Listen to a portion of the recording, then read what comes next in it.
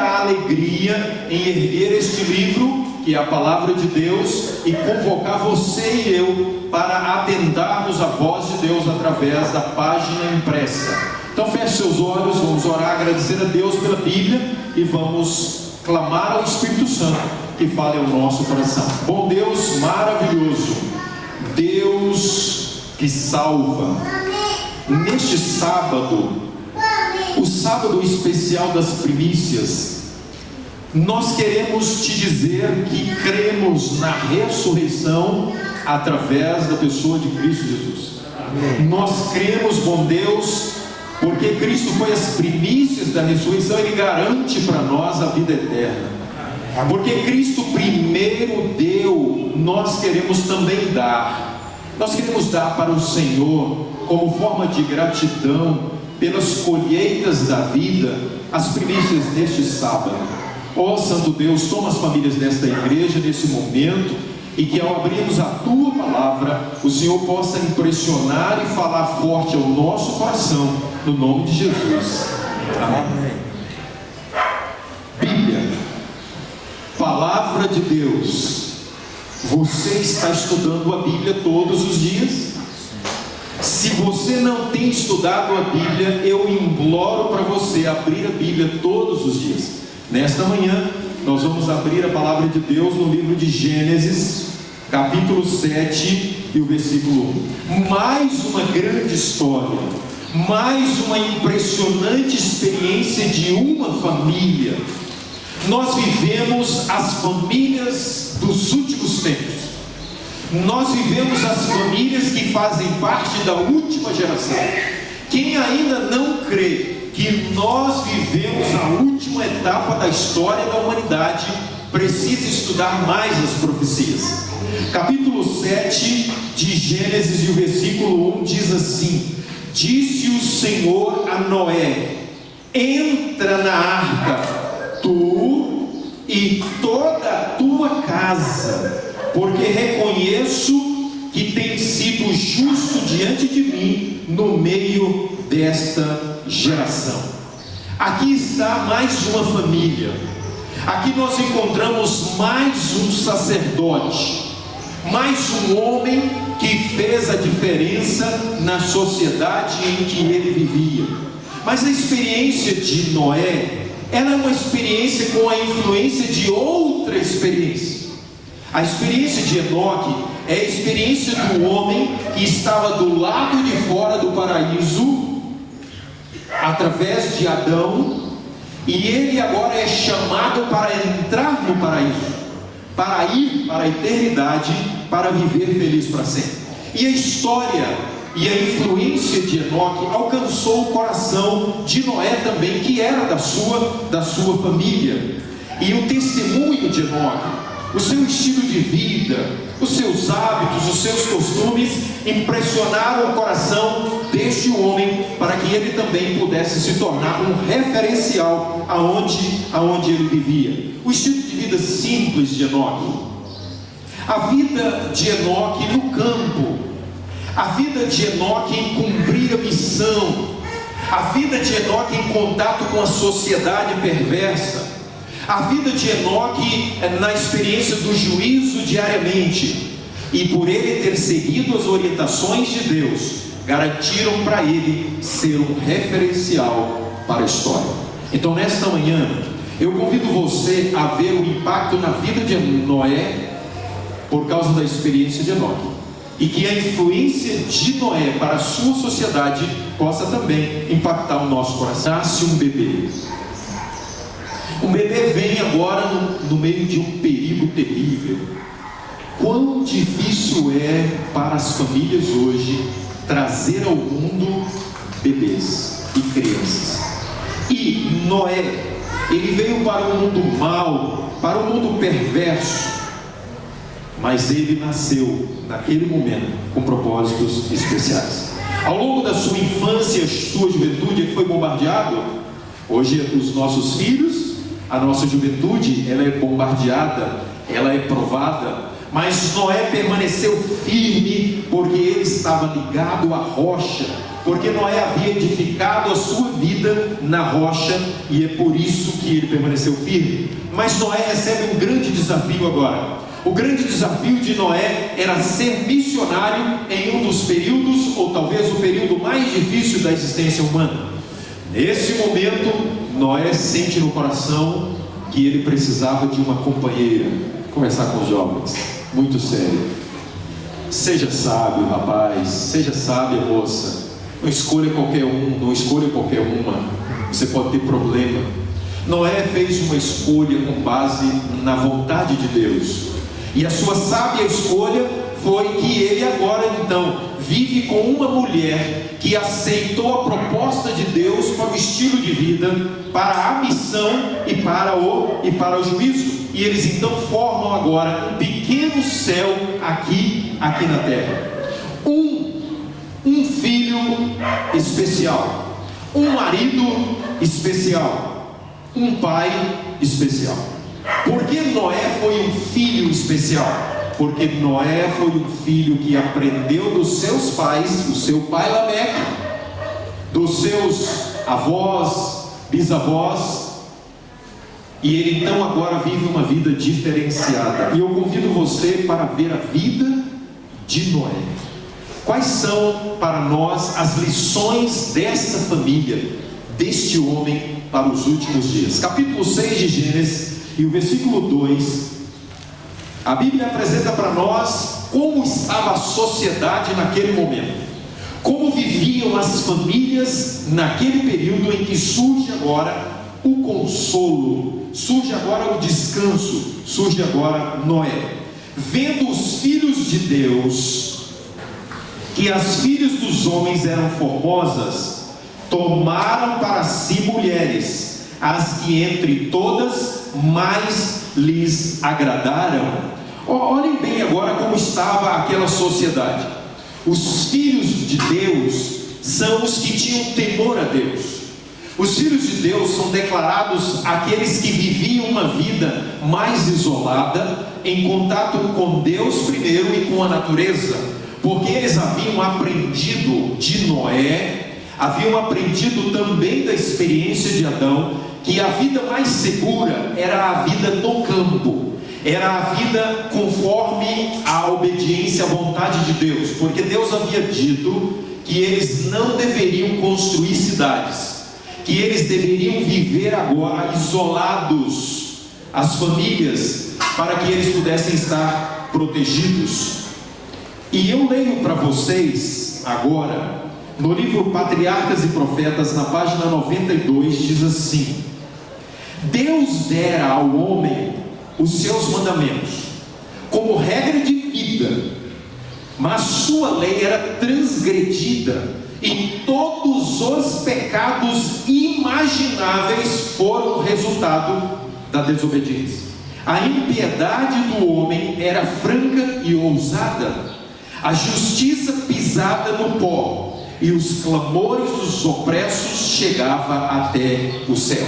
O que mais? A poligamia fora introduzida contrária às disposições divinas dadas no princípio. Deus havia dito que deveria ser um homem e uma mulher.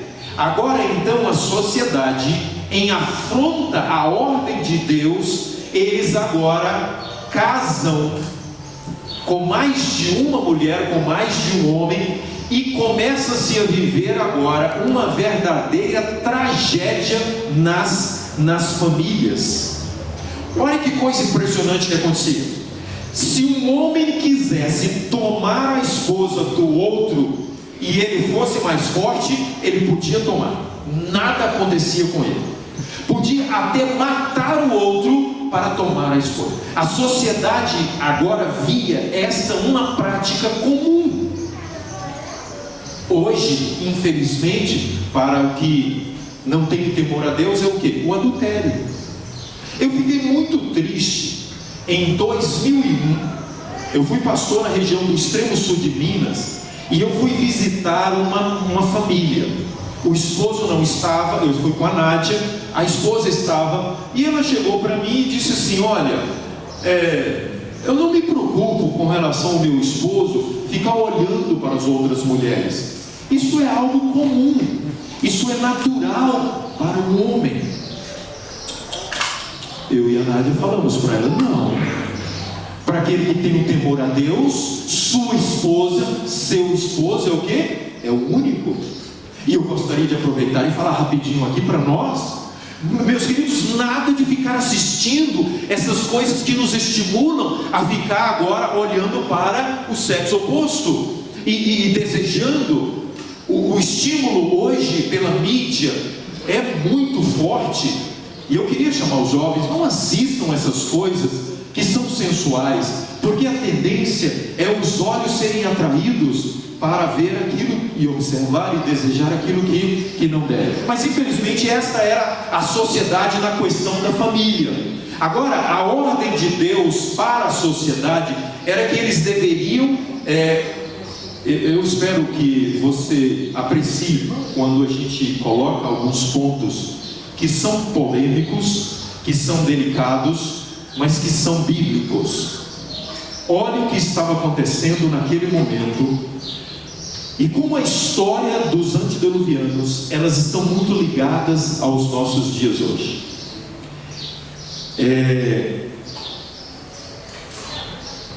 Deleitavam-se na destruição da vida de animais. Ouça bem.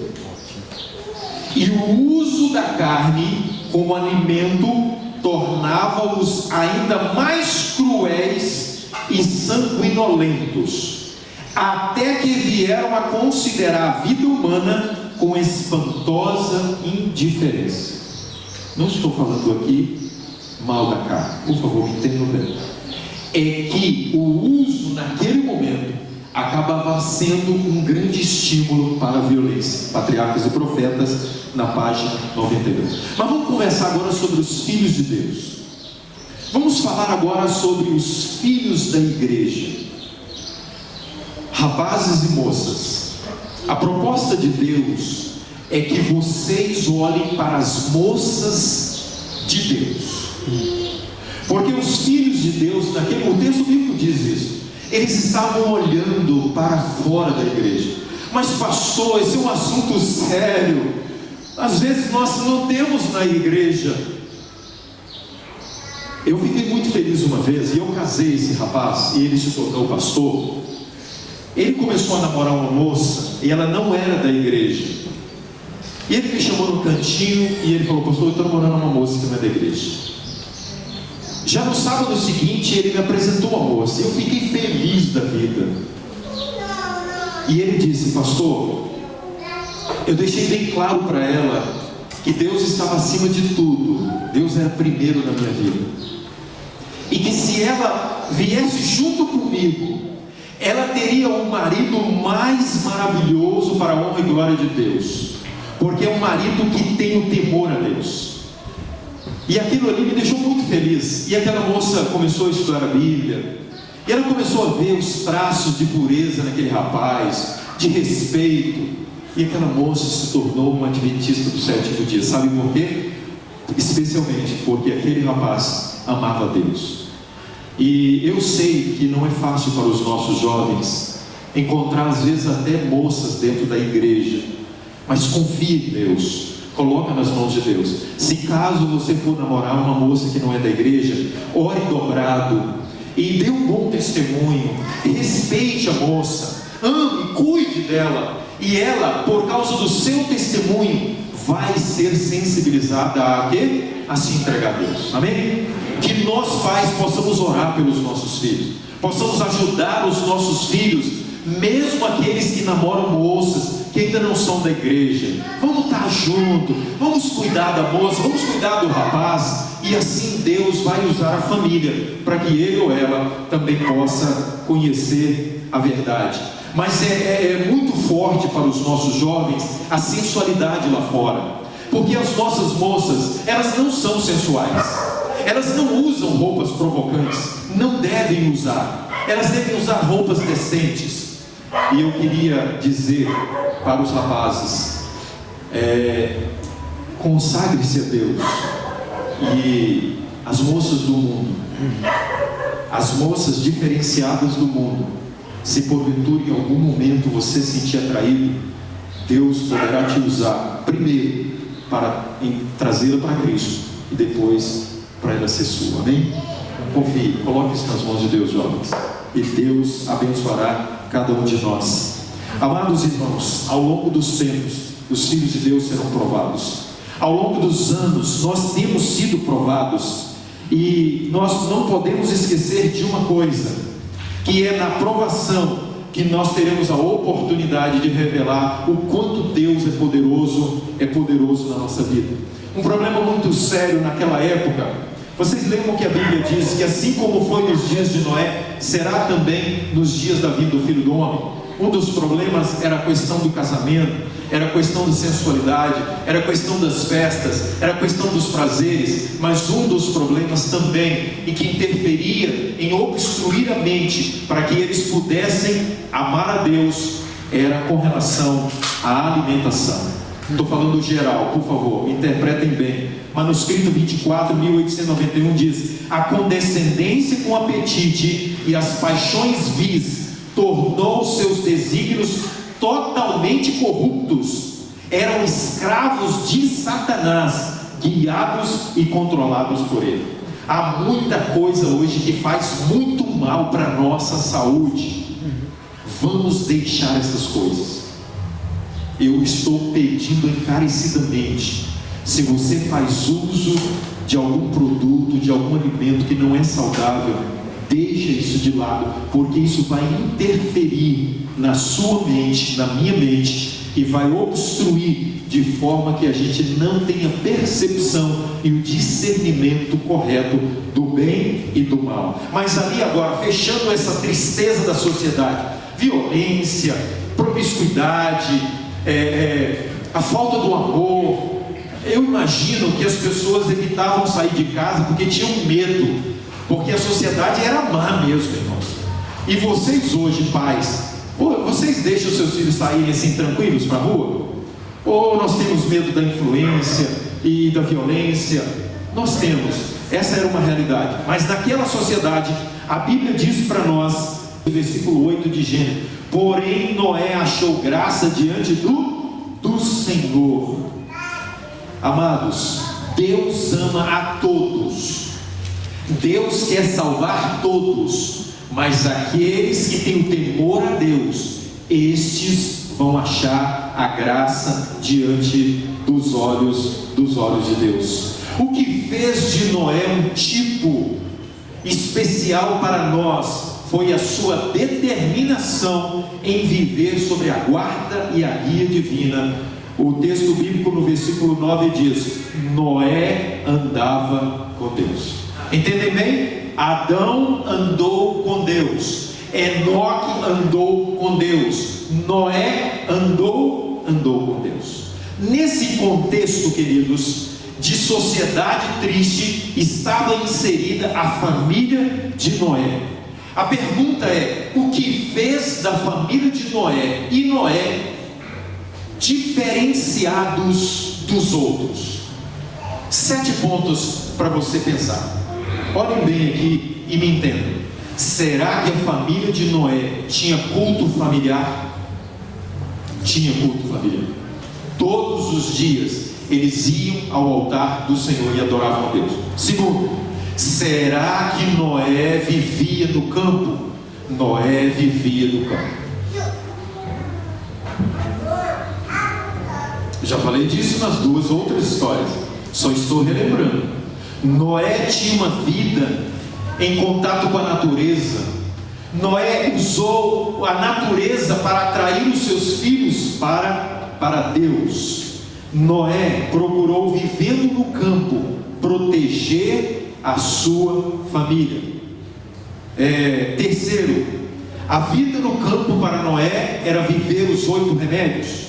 Noé tinha uma vida simples, sem apego ao materialismo. E nesta manhã, eu gostei muito, louvado seja Deus, pela ênfase que foi dada aqui na fidelidade, nas bênçãos de Deus, porque a vida de Noé foi um grande exemplo de fidelidade a Deus para nós, com relação às suas posses. Noé tinha uma vida do sustento próprio. Noé tirava o seu alimento da terra aonde ele plantava. A educação dos seus filhos foi dada por ele e pela sua esposa. Os filhos de Noé não foram para a escola, porque os pais entendiam que eles deveriam ensinar os seus filhos em casa e aí então prepará-los para sair para enfrentar o mundo. Quando os filhos são preparados e educados em casa, esses filhos podem ir para a faculdade e eles serão como Daniel e os seus companheiros para fazer diferença. E último, Noé, eles tinham uma vida diferenciada na alimentação. Enquanto a sociedade comia de tudo, a família de Noé comia as ordenanças de Deus com relação aos princípios de saúde. A alimentação da família de Noé era a alimentação conforme as ordens de Deus em Gênesis capítulo 1 e o versículo 27. Resumindo, como vivia Noé? Uma família centrada em Deus. Como vivia Noé? Uma família que adorava a Deus. Como vivia a família de Noé? Uma família que vivia vida simples. Queridos, como esta pandemia está sendo uma bênção para a vida simples. Está preocupado em ter que ir no guarda-roupa e toda hora e aqui eu vou comprar lá no shopping uma roupinha essa semana? Está fechado o shopping? Abriu agora. Irmãos, olha que coisa, é sério. E às vezes vestindo 2, 3 dias a mesma roupa. Olha quanta economia, irmãos. A nossa vida simples, nós até, não é sério. Eu não estou dizendo que é pecado isso. Eu estou dizendo que aquela preocupação de toda semana, todo mês estar no shopping para comprar uma roupa aqui diferente, isso aqui, irmãos, isso acabou. Nós estamos satisfeitos com o que nós já temos. A família de Noé vivia uma vida assim, não relaxada, por favor, mas uma vida simples. E nós precisamos habituar a isso. É sério, haverá um momento, por exemplo, que nós não vamos ter celular de última geração. Haverá um momento que, irmãos, nós nem vamos poder comprar sapato novo, vai ter que estar lá remendando aquele, entendeu? É isso mesmo. E isso é bom. Por quê, pastor? Porque é o desapego das coisas materiais.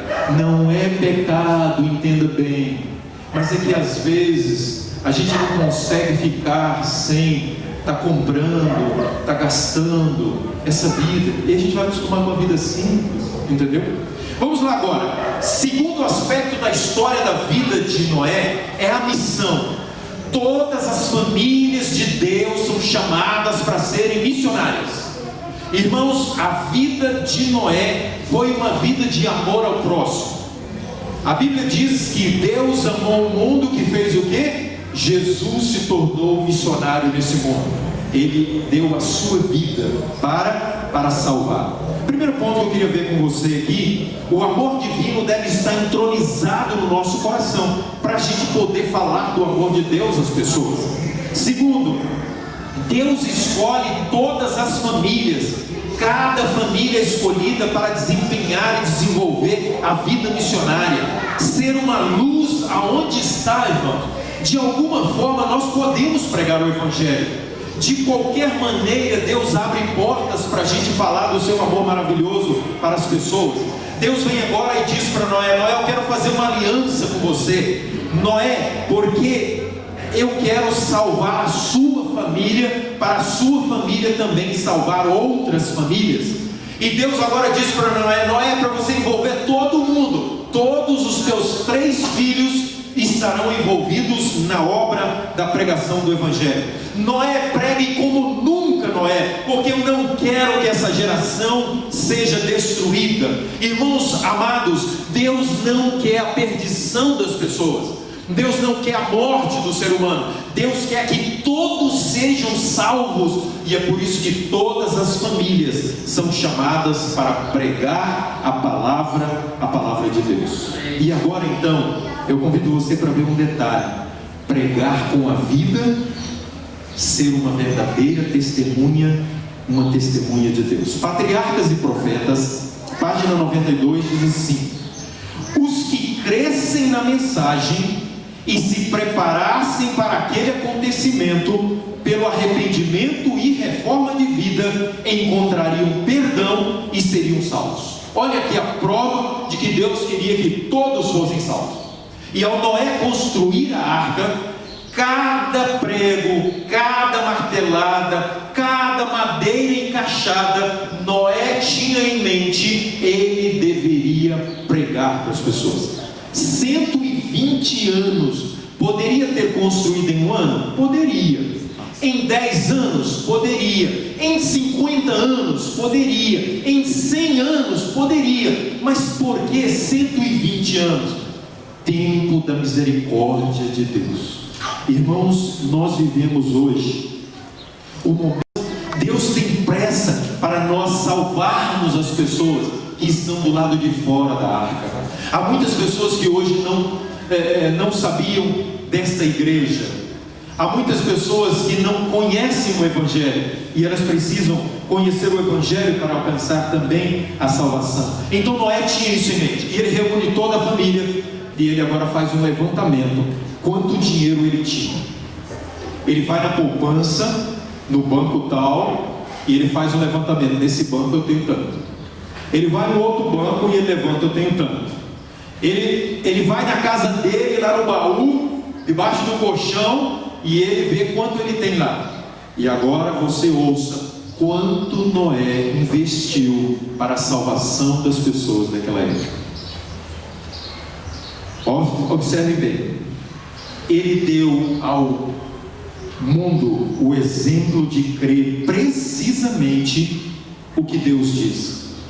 Tudo quanto possuía empregou na arca. Tudo. Sabe por quê? Porque Noé acreditava mesmo que o fim viria. No período de Ellen White, vocês sabem muito bem, o movimento do advento, as famílias que criam na volta de Jesus, eles venderam tudo que eles tinham, eles deram tudo que eles tinham para a pregação do Evangelho, porque eles acreditavam que Jesus ia voltar.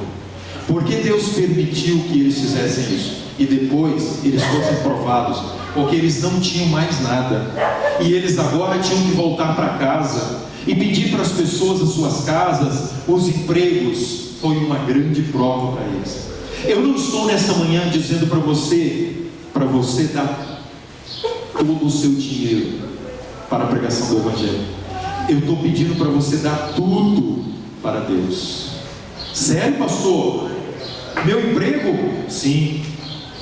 Meu carro, pastor? Sim. Meus filhos, pastor? Sim. Eu também, pastor? Sim. Irmãos, o que Noé fez foi mais do que dar o dinheiro que ele tinha, foi dar a sua vida para a pregação do Evangelho. Nossa, pastor, o que é isso? Irmãos, nós temos que ser prudentes nesses dias em que nós vivemos, e a nossa vida precisa ser vivida para a pregação do Evangelho. Mas pastor, como é que eu vou fazer no trabalho? Não, vai pregar lá, irmão. Como é que eu vou fazer com a minha escola, pastor? Você vai pregar lá, você vai dar a sua vida lá. Lá no seu trabalho, o seu salário não é primeiro com preocupação para o sustento da sua família, é para que você ganhe dinheiro, para você sustentar a sua família e para você fazer o quê? Salvar pessoas. Noé, é lógico que foi um contexto diferente, irmãos. Noé, nesse contexto aqui, Deus chegou e falou para ele assim claramente: Noé, eu quero cada centavo hoje. A partir de hoje, Noé, você não vai trabalhar mais, porque a partir de hoje, Noé, você vai só pregar o Evangelho, e cada centavo que você tem, você vai contratar trabalhadores, você vai comprar madeira e você vai construir a arca, porque quando você terminar de construir a arca, Noé, você não vai voltar mais para a sua casa, a sua casa vai ser a arca, Noé. Que momento, que prova para aquele homem, irmãos. Será que poderia ser outra voz? Uma loucura. Ele tem que abandonar tudo. Eu queria dizer para você que eu louvo a Deus porque os meus filhos entenderam isso. Tudo que eu tenho, irmãos, o pouco que eu tenho, é tudo para a salvação, para o Evangelho. E alguns de vez em quando me chamam de doido. Sério. Porque eu acabei de fazer uma loucura e eu falo com um e com o outro. Esse vermelhinho aqui, se não entrar oferta, ele é para cobrir aquele negócio lá do santuário. E alguns aqui sabem disso. Porque eu fui chamado para isso. Você está no seu trabalho. Eu não. Eu é 24 horas. E eu não estou dizendo que todos os meus colegas têm o mesmo pensamento que eu, não. Mas Deus disse isso para mim claramente. Tudo que eu tenho, cada centavo que entra hoje no meu bolso, irmão, ele tem que ter o meu propósito para a pregação do Evangelho. E os meus filhos entenderam bem isso. E eu queria convidar você, se você já pode começar a viver esta experiência, não comece precipitadamente. E não se esqueça que Deus vai cuidar de vocês. Construir e edificar nessa vida, irmãos, é para a eternidade. Muito em breve você não vai poder comprar nem vender. O que você vai fazer com aquele que está acumulado lá? Vai perder tudo. Então invista hoje primeiro na sua família, na salvação dos seus filhos. Bom, vamos avançar aqui. Isso é para vocês terem uma ideia de como Enoque estava focado na missão naquele momento. E infelizmente, ao pregar, várias famílias e várias pessoas aceitaram a mensagem, mas nos momentos de provação eles abandonaram e eles não alcançaram a salvação e eles perderam o privilégio. Alguns trabalharam com Noé, alguns até pregaram o Evangelho junto com Noé, mas aproximando-se os dias, as semanas, os meses do fechamento da porta da graça, da arca, eles abandonaram a fé. Mas ali estava Noé sendo chamado de fanático. Patriarcas e Profetas diz assim: o mundo se achava regimentado contra a justiça de Deus e suas leis, e Noé era considerado um fanático. Não venha com essa, você também vai ser considerado, eu também vou ser considerado. Quanto mais nós pregarmos a volta de Jesus, está cada vez mais perto, e agora as coisas estão acalmando. Quando começou a pandemia, irmãos, sério, a maioria tinha um pensamento diferente. Agora as coisas estão se acalmando. E agora, se a gente intensificar a pregação do Evangelho, que o fim se aproxima, até dentro dos nossos seremos chamados de fanáticos. Mas ali permanecia Noé firme na rocha. Por quê? Porque Noé estava firmado em Cristo Jesus. Irmãos, Noé foi provado, você não tem ideia. Eu imagino que até tentarem agredir Noé, tentaram. Seu violência estava solta, seu doido. E aí eles vinham para cima de Noé. Esse negócio de chuva nunca choveu. Esse negócio de dilúvio, rapaz, isso não vai acontecer. E eu imagino que Noé permanecia pregando. Não há descrição de que ele foi agredido. Mas, queridos, eu imagino que Noé passou momentos bem complicados. Ellen White diz, olha no Patriarcas e Profetas 97, se os antediluvianos tivessem acreditado na advertência, há muitos que hoje não creem na advertência. Há muitas pessoas que até assim acham que o mundo vai acabar, mas não creem piamente no fim. E dizem assim, se os antediluvianos tivessem acreditado na advertência, e se houvessem arrependido de suas más ações, o Senhor teria desviado a sua ira. Deus teria salvo aquela geração. Como Deus salvou o quê? Como Deus salvou o Nínive. Fechando sobre a missão, Noé tinha uma coisa em mente: pregar o Evangelho. A família de Noé tinha uma coisa em mente: pregar o Evangelho. Nós vivemos a última geração, devemos ter em mente pregar o Evangelho. Há muitas pessoas que estão perdendo a vida, irmãos. Ontem eu fiz um apelo muito forte para minha irmã. Vocês se lembram que final do ano passado, no tanque desta igreja, eu entrei no tanque juntamente com o meu irmão que é pastor, e batizamos a minha irmã que estava há 30 anos longe de Deus. Meu pai faleceu há poucos dias, e ontem eu falei: Marilza, eu vou te falar algo muito sério agora, senta aí. E eu fiz um apelo rasgado para ela, e eu desafiei: você tem que voltar para Jesus. mas há muita coisa para eu corrigir na minha vida. Não importa, a decisão você tem que tomar hoje. E no final do ano eu quero batizar você, meu irmão. Sabe, meus queridos, especialmente os nossos próximos, nós temos aqui falar rasgado. Se você não se arrepender hoje, mudar de vida, você vai perder o céu. Noé, ele falava abertamente para as pessoas que se elas não se arrependessem, elas iriam perder a salvação. Às vezes, irmãos, tem que ser uma sacudida. Mas vamos lá, meus amados. Terceiro ponto: o juízo na vida da família de Noé. Estava se aproximando agora os últimos momentos, as últimas semanas, os últimos dias para o fechamento da porta da arca, e as pessoas iriam perder a salvação. O Espírito Santo estava se retirando do coração, e as pessoas estavam num descontrole agora, moral, ético, espiritual, como nunca. E Ellen White, ela descreve para nós que, semelhantemente aos dias de Noé, com a retirada do Espírito Santo do coração, também acontecerá nos últimos dias. Mas aquela geração estava tão longe de Deus, que os fenômenos naturais não eram suficientes, que as pandemias não eram suficientes para abrir os olhos das pessoas, que a crise econômica não era suficiente, que a crise moral não era suficiente, que a crise na segurança não era suficiente.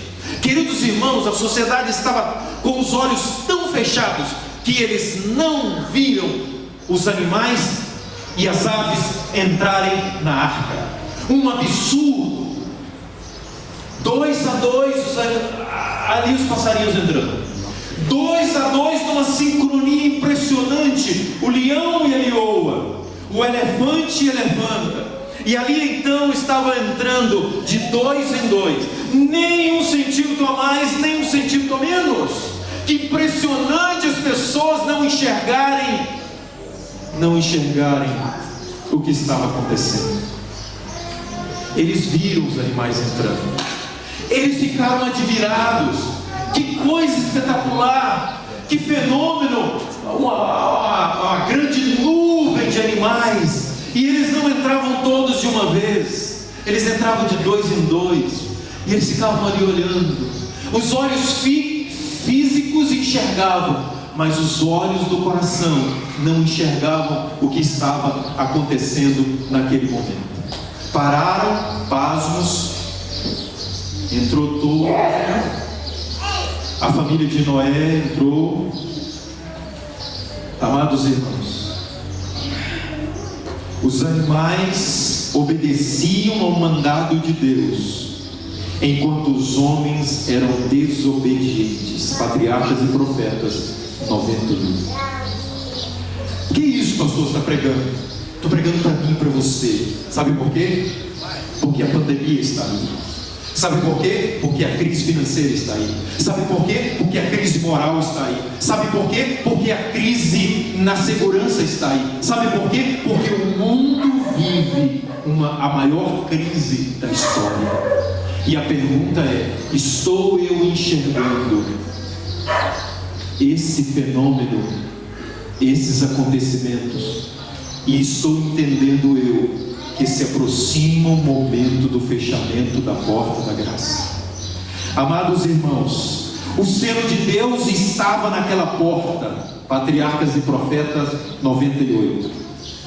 Assim, quando Cristo terminar a sua intercessão pelo homem culpado, antes da sua vinda nas nuvens dos céus, fechar-se-á a porta da misericórdia. Se você não entende juízo investigativo, eu queria resumir em 30 segundos para você. Juízo investigativo é a vida de cada ser humano sendo passada em revista diariamente.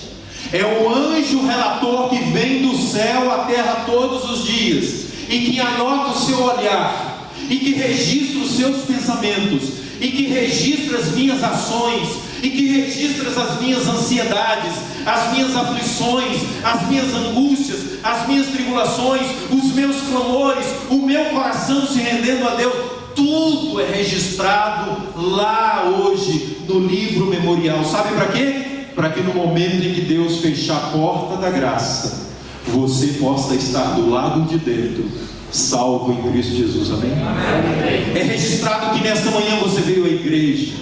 É registrado que nessa manhã você foi fiel a Deus no santo dízimo, na santa oferta. É registrado que você foi fiel na entrega do seu coração a Deus hoje. É registrado que você e eu estamos felizes por estar na igreja. É registrado que você e eu e as nossas famílias amamos a Deus acima de tudo. Tudo isso é registrado, e isso é positivo. E a maior maravilha é que é o nosso amigo que está lá no juízo investigativo, que está nos julgando lá no santuário celestial. Chega agora então o momento em que toda a advertência foi dada, todo o apelo foi feito. Aí você me pergunta, pastor, se no último animal que estava entrando, um coração fosse impactado e se rendesse, lá dá uma cruz, último segundo. Eu digo para vocês, com um coração choroso nesse momento, meu pai, meu Deus, deu um dia para o meu pai. Meu pai saiu do hospital, viajamos quase o dia, uma boa parte da tarde, e à noite chegamos 11 horas da noite. 11 horas da noite eu estava morto e cansado e eu fui dormir, e minha mãe foi dormir com meu pai. Por 10 dias eu dormi com meu pai, 10 noites. Aliás, não dormi, nenhuma das 10 noites eu dormi direito. Eu contava os segundos e os minutos. Eu levantava a cada 10 minutos para cuidar do meu pai. Eu orei 10 noites pelo meu pai. Orei por vocês também, pela minha família, mas eu intercedi 10 dias pelo meu pai. No 11º dia, porque o primeiro dia eu não tinha ido, eu e minha irmã fomos assinar um termo de responsabilidade, porque meu pai poderia sair do hospital e morrer. O médico disse: seu pai pode morrer a qualquer hora. Mas Deus trabalhou o nosso coração para que nós trouxéssemos meu pai para minha casa, para passar um dia só, menos de 24 horas, onde ele iria morrer, mas ele passaria o dia inteiro sendo cuidado por nós e recebendo apelos. Em um dado momento, não sei que horas, se era 1 da tarde, 2, meu pai me chamou muito por mim, porque toda noite ele chamava por mim, e durante o dia pela minha irmã. E eu fui acariciar o cabelo do meu pai e eu perguntei para ele: o senhor crê no milagre, pai? Há 8 anos atrás eu fui visitar o meu pai porque ele estava morrendo, e eu fiz um apelo para ele se entregar a Cristo. E meu pai não se rendeu a Cristo há 8 anos, com leishmaniose. Mas naquele momento, minha mãe sentada no sofá e eu acariciando o cabelo do meu pai, olhando para o olho dele, bem fraquinho, eu perguntei para ele se ele acreditava na vida eterna. E de hora em hora, a Nayara orava com meu pai, porque ela estava tratando dele. Carvão, barro. E às 7 horas da noite, eu não estava em casa, 6 horas da noite, meu pai deu os últimos suspiros, e a Nádia cantou com ele o hino Cristo foi preparar um lugar. Meus queridos, cada segundo da vida de uma pessoa, especialmente quando está à beira da morte, é uma oportunidade para Deus. E nesta manhã eu queria dizer para você que Deus está chamando esta igreja para nós advertirmos o mundo, para nós apelarmos para o mundo, que muito em breve Jesus virá nas nuvens dos céus para salvar aqueles que aceitarem a salvação em Cristo Jesus. Amados irmãos, por que foi destruída aquela geração? Meu pai não foi batizado e tudo que eu queria era batizar meu pai. Mas ele teve a oportunidade, e é por isso que eu estou em paz hoje. Amém. Se meu pai não for para o céu, no céu eu serei feliz. Mas eu peguei minha consciência pesada se eu não tivesse apelado para ele. Ellen White diz assim para nós: foram destruídos porque se corromperam. E se corromperam de diferentes formas. Se corromperam no apetite, ela diz aqui. Se corromperam com relação à sensualidade. Se corromperam na violência. Amados irmãos, os pecados que atraíram a vingança sobre o mundo antediluviano existem hoje. O temor de Deus baniu-se do coração dos homens, e sua lei é tratada com indiferença e desprezo. A grande mundanidade daquela geração é igualada pela geração que hoje vive. diz Ellen White, Patriarcas e Profetas. Uma idêntica condição de coisas existe hoje. O apetite é satisfeito sem restrições. Agora para nós, professos seguidores de Cristo estão hoje comendo e bebendo com os ímpios, enquanto seus nomes permanecem nos honrados registros da igreja. A intemperança embota as faculdades morais e espirituais e prepara o caminho para a satisfação das más paixões. Multidões não se sentem sobre qualquer obrigação moral de reprimirem os seus desejos sensuais e tornam-se escravos da luxúria. Os homens estão vivendo para os prazeres dos sentidos, para este mundo e para a vida unicamente. É um momento de uma reforma na nossa vida, queridos. É um momento de voltarmos mais para Deus. Ao aproximar-se o tempo do segundo aparecimento de Cristo, o Senhor envia os seus servos com uma advertência ao mundo, para que este se prepare para aquele grande acontecimento. Patriarcas e Profetas, a página 102. Por favor, irmão, é tudo na vida. Eu quero pedir encarecidamente, mais do que comida, esse negócio aqui, irmãos, eu chamo de esse troço que é uma bênção, mas às vezes é uma maldição. Limpeza de mente das impurezas dos sites. Por favor, se tem alguém aqui que tem gastado muito tempo na tecnologia e pouco tempo para Deus, para a oração, para a Bíblia, para o Espírito Profecia, para o culto familiar, irmãos, a nossa mente está hoje mais poluída, mais contaminada pela tecnologia do que pelos alimentos que faz mal para a saúde. Há alguns alimentos que possivelmente você só vai deixar ali na beirinha da volta de Jesus, mas estes aqui fazem estragos terríveis. Eles são considerados como as drogas, cocaína e outras drogas terríveis que bloqueiam a nossa mente para Deus. Reforma de vida, gasta mais tempo para a sua família, viva uma vida com maior tranquilidade. Amados irmãos, vamos lá. O mundo está cego hoje, a mente está obstruída, por isso não percebem o perigo. 7 pontinhos sobre Noé. Noé viu o pecado se avolumar e amadurecer para o juízo. Noé creu no justo juízo de Deus. Noé anunciou o juízo de Deus. Noé se preparou para o juízo de Deus. Noé entrou na arca porque foi aprovado diante do juízo de Deus. Noé esteve protegido durante a execução do juízo de Deus. Por último, Noé saiu da arca para viver em uma terra nova, porque ele passou pelo juízo e recebeu a recompensa. Amém?